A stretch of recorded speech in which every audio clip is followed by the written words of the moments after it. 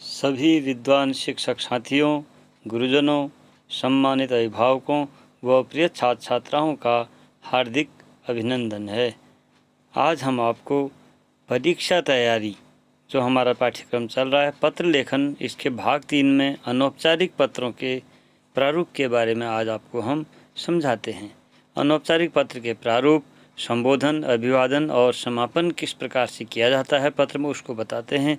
चलिए हमेशा की तरह चलते हैं कक्षा शिक्षण की ओर। चलिए अब जो है पत्र के प्रकारों में प्रथम प्रकार हमने आपको बताया औपचारिक पत्र। अब अनौपचारिक पत्र जो होते हैं इनका प्रारूप क्या होता है, अनौपचारिक पत्र का प्रारूप, ये हम आपको समझाते हैं।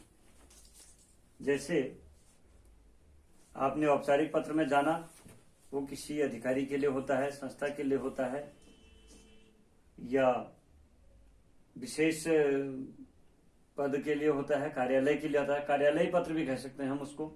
अनौपचारिक पत्र में जो हम अपने मित्रों को देते हैं, स्वजनों को देते हैं, सगे संबंधियों को देते हैं, इस प्रकार के जो पत्र आते हैं वो आपके अनौपचारिक पत्र के अंतर्गत आते हैं। अब अनौपचारिक पत्र का जो प्रारूप है ये हमने यहाँ पर बनाया है, इसीलिए हमने देखो इससे पहले वाले में खाली पन्ना बनाया था, इस वाले में हमने इसको लपेट दिया था। लंबा चौड़ा भी हो सकता है, थोड़ा बड़ा भी हो सकता है, और ये एक पत्र नुमा जैसे घुमाते हैं पत्र को, उस प्रकार का पत्र भी हो सकता है। वो तो पत्र के अलग अलग तरीके हैं कि पन्ना किस प्रकार का बने, पत्र का भौतिक स्वरूप कैसा हो, लेकिन पत्र में जो मुख्य बातें आएंगी उसको देखते हो। प्रेषक का पता या स्थान, पहले आएगा प्रेषक का पता, अर्थात जो पत्र लिख रहा है, माना मैं लिख रहा हूं तो मैं अपना पता लिखूंगा, शुभ स्थान चौखुटिया, मासी छानी, ग्राम छानी ऐसे लिखूंगा, या अल्मोड़ा से लिख रहा हूं तो शुभ स्थान अल्मोड़ा, तल्ला चौसार खोल्टा ऐसे लिखूंगा। तो प्रेषक का स्थान, पहले से हम लिखते थे पत्र जो ऊपर से लिखते थे शुभ स्थान, तो जगह का नाम आता था। फिर दिनांक आएगा, जिस दिनांक में आप डाल रहे हैं ये आ जाएंगे। उसके बाद आरंभिक संबोधन। आरंभिक संबोधन का मतलब ये है कि ये पत्र व्यक्तिगत हैं, अनौपचारिक हैं, इसमें कोई औपचारिकता नहीं है सेवा में श्रीमान वाली। इसमें हर व्यक्ति के लिए अलग अलग संबोधन होता है।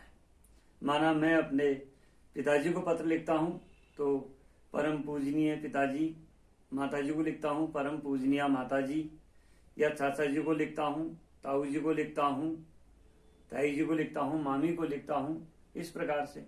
या अपने से छोटे भाइयों को लिखता हूं तो प्रिय अनुज, ये इस प्रकार से। सगे भाई को प्रिय सहोदर अनुज, इस प्रकार से लिख सकते हैं।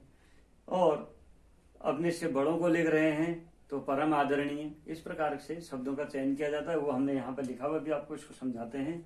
पहले हम चलते हैं आरंभिक संबोधन, जो समझा रहा हूं मैं, ये बात आ गई आरंभिक संबोधन में। फिर आता है अभिवादन, यानी कि प्रणाम, नमस्कार, आशीर्वाद, या यथायोग्य, अपने से छोटे हैं तो यथायोग्य, शुभाशीष, इस प्रकार का। अपने से बड़े हैं तो प्रणाम, अपने बराबर हैं नमस्कार, अपने मित्रों को नमस्कार लिख सकते हैं। इस प्रकार से अभिवादन आता है। फिर आता है विषय वस्तु। विषय वस्तु का मतलब ये है, यहाँ पर आप जो बात देना चाहते हैं, आप अपनी जो कहानी लिखना चाहते हैं, जो आप समझाना चाहते हैं पत्र के माध्यम से, जो आप अपने मन की बात लिखना चाहते हैं। एक बड़ा भाई अपने छोटे भाई को लिखता है कि आप अपनी परीक्षा की तैयारी अच्छी करना। आप जो हैं पढ़ रहे होंगे, आप इंटरनेट के माध्यम से भी पढ़ रहे होंगे, यद्यपि विद्यालय बंद हैं कोरोना के कारण, लेकिन इस बीच खुल गए हैं, तो मुझे आशा है कि आपकी पढ़ाई अच्छी चल रही होगी। आप डॉक्टर सत्यप्रेमी क्लासेज में यूट्यूब में पढ़ रहे होंगे, इस प्रकार से भी आप बड़ा भाई लिख सकता है छोटे भाई को। तो यहाँ पर वो विषय वस्तु आ जाती है। फिर मैं आपको इतना पैसा भेज रहा हूँ, ये ऐसे ही पिताजी भी लिख सकता है अपने बच्चे को, अपने पिता का पत्र पुत्र के नाम, कि प्रिय बेटा शुभ आशीष करते हुए। फिर लिख सकते हैं कि आप पढ़ाई कर रहे होंगे, इस बीच लॉकडाउन की वजह से आपकी पढ़ाई का काफी व्यवधान हुआ है, लेकिन मुझे आशा है कि आपने डॉक्टर सत्यप्रेमी क्लासेज में पढ़ा होगा, जिसकी आप चर्चा करते थे, और आपने अन्य स्रोतों से भी पढ़ा होगा, आपने नियमित पढ़ाई की होगी। इस प्रकार से यहाँ पर ये विषय वस्तु। फिर आता है समापन संबोधन, अर्थात अंत में क्या लिखेंगे। बहुत लोग पूछते हैं आप क्या लिखें, आप क्या लिखें।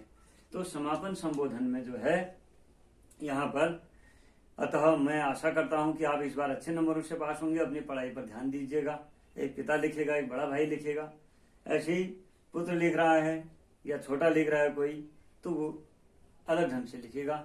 अच्छा, मैं आपको जो है इस प्रकार मैंने आपको अपनी बात बताई है। मैं अपनी कलम को यहीं पर विराम देना चाहता हूँ। मेरी कलम की लेखनी पर विशेष ध्यान मत दीजिएगा, गलतियों पर ध्यान मत दीजिएगा। इस प्रकार से वो लिख सकता है। फिर आपका अनुज या आपका छोटा भाई या आपका बेटा, आपका पुत्र कुछ भी लिख सकता है। इस प्रकार से पत्र का एक लेखन होता है। मैं इससे पहले वाले पत्र में एक बात और बताना भूल गया। जो औपचारिक पत्र है उसमें सेवा में श्रीमान प्रधानाचार्य महोदय लिखते हैं, हमारे विद्यार्थी लिखते हैं, काफी लोग लिखते हैं, अध्यापक मित्र भी लिखते हैं। मैंने देखा कि अंत में सब यही लिखते हैं, अतः महोदय से निवेदन है कि मुझे, या इस प्रकार से लास्ट में लिखते हैं कि मुझे 2 दिन का अवकाश स्वीकृत करें या मुझे 2 दिन का अवकाश दें, या करें ही लिखते हैं ज्यादातर। मैंने देखा है अवकाश स्वीकृत करें या 2 दिन अवकाश देने की कृपा करें। ये शब्द भी गलत है, मैं उससे बताना भूल गया उस वाले में। ये शब्द भी गलत है कि करें।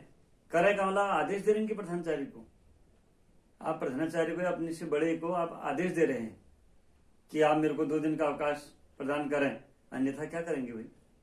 ये इसका अर्थ ये बनता है। करें का अर्थ मतलब आप अन्यथा क्या करेंगे, अन्यथा कुछ करेंगे नहीं। तो आप, ये निवेदन है, जबकि प्रार्थना पत्र है वो, तो आप प्रार्थना करेंगे। तो यहाँ पर कीजिएगा लिखते हैं, अतः मुझे 2 दिन का अवकाश प्रदान करने की कृपा कीजिएगा। इस वीडियो को बहुत लोग देखें आप ध्यान पूर्वक, कि बच्चे या विद्यार्थी, मैंने अध्यापकों को तक देखा है, लिखते हैं 2 दिन का अवकाश प्रदान करें या स्वीकृत करें। करें शब्द नहीं होता है। अपने से छोटे बच्चे के लिए कह सकते हैं आप इस काम को करें, वो उसके लिए आदेश भी हो सकता है, निर्देश भी हो सकता है, सुझाव भी हो सकता है। लेकिन अपने से बड़ों को सुझाव नहीं दिया जा सकता और न आदेश दिया जा सकता है। सुझाव देंगे तो ऐसा करेंगे तो ऐसा होगा करके कहा जाता है, लेकिन यहाँ सुझाव, हाँ आवेदन पत्र लिख रहे हैं तो कीजिएगा, आपका आभारी रहूंगा, इस प्रकार से लिखते हैं। ये ध्यान दीजिएगा जरा सा, मैं उसमें बताना भूल गया था इससे पहले। यहाँ पर भी यदि अपने पिताजी को लिख रहे हैं तो मुझे 200 रुपये भेजें, नहीं तो क्या कर लेंगे भाई, मुझे 200 रुपये भेजिएगा, मैं परीक्षा में इस साल अच्छे अंकों से पास होकर दिखाऊंगा, आपका और अपने क्षेत्र का नाम रोशन करूंगा, अपने विद्यालय का नाम रोशन करूंगा, इसलिए मुझे शुल्क के लिए या मेरे अतिरिक्त पुस्तकों के लिए 200 रुपये भेजने की कृपा कीजिएगा, या मुझे 200 रुपये भेजिएगा, ऐसे लिखा जाएगा। यहाँ पर जो संबोधन मैंने देखा है बहुत जगह गलत लिखा रहता है। और दूसरा समापन संबोधन, और दूसरा यहाँ पर अपने से बड़ों के लिए ये भी लिखा जाना चाहिए कि लेखनी पर ध्यान न दीजिएगा, गलतियों एवं कलम की लेखनी, अर्थात जो मैं लिख रहा हूँ इसमें अशुद्धियां हो सकती हैं, मेरी भावनाओं में लिखने में कहीं कदाचित कोई वर्तनी की त्रुटि हो सकती है, इसलिए उस पर ध्यान न दीजिएगा। अर्थात आप त्रुटियों पर ध्यान न दे करके जो मैं पत्र लिख रहा हूँ या जो मैं पत्र लिख रही हूँ उस पर ध्यान दीजिए। ये एक होता है, और पाठक के हृदय में भी उसका अच्छा प्रभाव पड़ता है। तो पाठक के हृदय में एक अच्छा प्रभाव कैसे पड़े पत्र लेखन में, वो हम आपको भी इसके बाद समझाते हैं। पहले हम चलते हैं जो संबोधन, अभिवादन व समापन के प्रकार, अर्थात किसको किस प्रकार, जैसे रिश्तों के नाम लिखे हैं ये आप देखिए, जरा से इसको जूम कर दीजिए।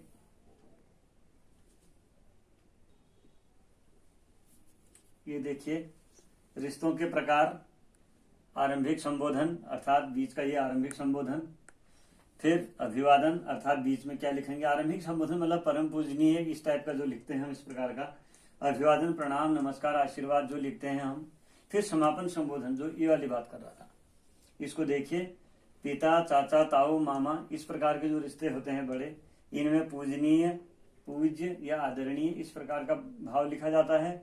और अभिवादन में सादर, चरण स्पर्श, दंडवत प्रणाम, पहले से हम लिखते थे, परम पूजनीय माताजी पिताजी के चरण कमलों में दंडवत प्रणाम, इस प्रकार का हम लिखा करते थे।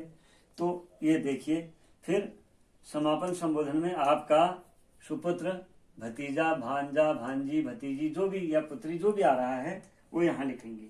फिर होता है माता, चाची, ताई, यानी कि स्त्रीलिंग के लिए पूजनीय आ जाएगा, पूज्य भी लिख सकते हैं, आदरणीय लिखेंगे, यहाँ पर आदरणीय का आदरणीय हो जाएगा। फिर ये बाकी उपरोक्त ही रहेगा, सादा चरण स्पर्श, दंडवत प्रणाम, चरण कमलों में दंडवत प्रणाम इस प्रकार का लिख सकते हैं। फिर यहाँ भी ये उपरोक्त आ जाएगा कि पुत्री हूँ, आपकी भांजी हूँ, भतीजी हूँ, इस प्रकार से, या भतीजा हूँ, भांजी हूँ, भांजा हूँ, इस प्रकार का आ जाएगा। फिर मित्र या सहेली, तो इसके लिए प्रिय मित्र आप लिखते ही हैं बहुत बार, प्रिय सहेली। फिर बीच में सप्रेम नमस्कार, सहृदय नमस्कार, इस प्रकार से लिख सकते हैं। फिर तुम्हारा मित्र या सहेली, इस प्रकार से भी लिख सकते हैं। फिर है बड़ा भाई या बड़ी बहन हो, इसके लिए आदरणीय लिखेंगे, अग्रज। अगर अपने से बड़े भाई हैं तो आदरणीय अग्रज, अगर बहन है तो आदरणीय अग्रजा। ये बहुत महत्वपूर्ण है, इनको देखिए जरा। तो सादर प्रणाम, क्योंकि अपने से बड़े हैं, अपने से बड़ों को सादर प्रणाम। अगर आदमी है आपके 2-3 भाई बड़े हैं, सबसे बड़े भाई को लग रहे हैं तो पिता तुल्य होते हैं, तो उनके लिए आप फिर यही लिख सकते हैं, पूजनीय, परम पूजनीय, बड़े भ्राता श्री के चरणों में या अग्रज के चरणों में मेरा दंडवत प्रणाम। गुरुजनों को भी इस प्रकार से लिखा जाएगा, जो पिता चाचा के लिए है, परम पूजनीय गुरु जी के श्री चरणों में प्रवेश चंद्र जोशी सत्य प्रेमी का दंडवत प्रणाम, जैसे मैं लिखा करता हूँ अपने व्हाट्सएप में भी अपने गुरुजनों को। इस प्रकार से ही लिख सकते हैं हम। फिर सादर प्रणाम के बाद आपका अनुज या आपकी अनुजा, स्त्रीलिंग में अनुजा आ जाएगा। फिर छोटी बहन या छोटा भाई है, ये बहन बहन कहते हैं लोग, इसको भी ध्यान दीजिए। छोटी बहन बहन होता है, तो छोटी बहन के लिए छोटा भाई, प्रिय अनुजा कह देंगे बहन को, और भैया है तो प्रिय अनुज हो जाएगा। इसमें आप स्नेहशील, सुभाशीष, चिरंजीव, यथायोग्य कुछ भी लिख सकते हैं यहाँ पर। फिर तुम्हारी अग्रजा अर्थात तुम्हारी बड़ी बहन, या तुम्हारा बड़ा भाई, तुम्हारा बड़ा बहन भाई, तुम्हारा अग्रज, तुम्हारी अग्रजा, कुछ भी लिख सकते हो। इस प्रकार से यहाँ पर ये एक छोटा सा फॉर्मेट हमने दिया है, इसको सीखने का प्रयास कीजिए, बनाइए। आज तो पत्र लेखन की विधा समाप्त हो रही है धीरे धीरे। हमारे एक मित्र हैं दिल्ली के, श्री खीम सिंह रावत जी, हमारे अभिभावक भी रहे हैं। तो अभिभावक रहे नहीं, अभी भी अभिभावक ही हम मानेंगे उनको, क्योंकि अभी भी हम मार्गदर्शन करते हैं। उनके बच्चों की बदौलत हम अध्यापक हैं। तो उनका हमारा पत्र संवाद अभी भी चलता है, और अभी कुछ ही समय से बंद हुआ है, 1-2 साल से। नहीं तो पत्र संवाद, क्योंकि हम चाहते हैं पत्र विधा को भी हम जीवित रखें। एक डॉक्टर लक्ष्मण सिंह मंडाल जी हैं अपने चौखुटिया में, उनको भी हमने एक बार पत्र लिखा था। इस युग में पत्र लिखना एक आश्चर्य की बात हो जाती है, लेकिन लिखते रहना चाहिए। उससे मानसिक परिष्कार होता है, बौद्धिक परिष्कार होता है, और हमारी बौद्धिक क्षमता का और जो हमारे हृदय के भाव हैं वो स्पष्ट होते हैं। तो पत्र लेखन की प्रक्रिया को रखना चाहिए। यदि आप आजकल व्हाट्सएप में भी लिखते हैं तो आप मेरे पत्रों को, मेरे मित्र जानते होंगे अगर मैंने उनको लिखा है जिसको, कि मैं बिल्कुल पत्र की भाषा में ही लिखने का प्रयास करता हूं, ताकि पत्र विधा समाप्त न हो, भले ही व्हाट्सएप के माध्यम से जाए उनके पास। तो इस प्रकार से पत्र विधा को भी हमें जीवित रखना है, इसका भी हमें ध्यान रखना है। क्योंकि पत्र लेखन परीक्षा में भी बहुत कम आता है, केवल हाई स्कूल में आता है थोड़ा बहुत, और थोड़ा बहुत 6, 7, 8 या प्राथमिक विद्यालयों में आता है। लेकिन अधिकांश जो इसकी वैसे व्यवहारिक उपयोगिता थी, कि बड़े भाई को पत्र लिखना, पिता को पत्र लिखना, मामा जी को लिखना, चाचा जी को लिखना, इस प्रकार के जो पत्र लिखने की शैली थी वो धीरे धीरे लुप्त हो गई। जब से हमारे पास फोन आ गए, संचार की अन्य सुविधाएं आ गई, तब से धीरे धीरे जो है ये पत्र लेखन विधा समाप्त हो गया। तो मेरा निवेदन भी है कि पत्र लेखन की विधा को हमें समाप्त नहीं होने देना है। अब पत्र लिखने में जो विशेष बातों का ध्यान रखना चाहिए, अर्थात वर्तनी का, भाव का, शब्दों का, उस पर थोड़ा चर्चा कर लेते हैं। चलिए, इस प्रकार हमने औपचारिक पत्रों का और अनौपचारिक पत्रों का दोनों हमने अलग अलग वीडियो में समझ लिया है कि पत्रों को किस प्रकार से उसका प्रारूप बनता है। अब पत्र में होने वाली सावधानियों को ध्यान में रखते हैं। अगले वीडियो में लाइक और सब्सक्राइब कीजिएगा। धन्यवाद।